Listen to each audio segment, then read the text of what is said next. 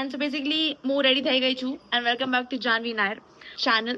So basically હવે અમે જઈ રહી છે day 2 for Ekvira temple and we are going to go there for darshan. Already late हो चुका है, बात अलग है.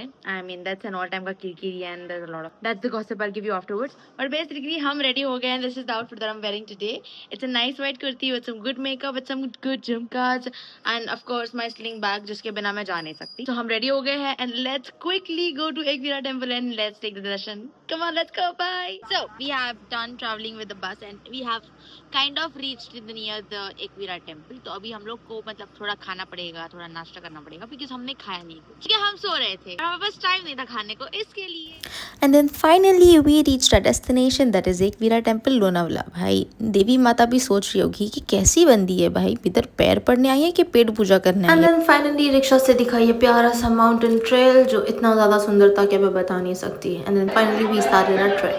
तो यहाँ से एक्चुअल ट्रेल शुरू होती है. So you saw the view while we were coming on the rickshaw.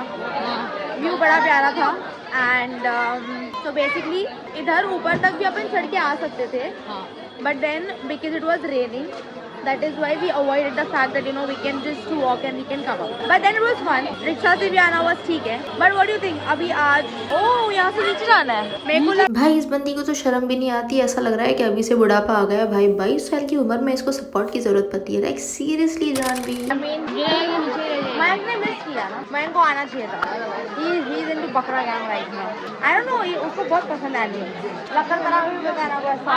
क्या बोल अपना बकरी के साथ खेलते रहते हैं. मीरा माता से एक मीरा माता ने पांडवों को ये चैलेंज दिया था, देखना चाहती थी कि उनका विल कैसा है, एथिक्स कैसे. तो उन्होंने उनको चैलेंज दिया कि आपको ये टेंपल एक रात में बनाना. And that is why Pandavas made this temple just in one night. And it's in the caves, which is Kerala, which is in Lonavala. So now we are going to cover that. Bro, fog वालों से ना बात है. No, it cannot be seen here, but there's a lot of fog here.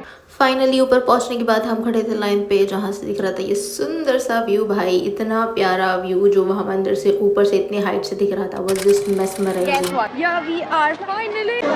When you thought कि खाली stairs चढ़ के मंदिर आ जाएगा, but this is where मंदिर आने वाला था.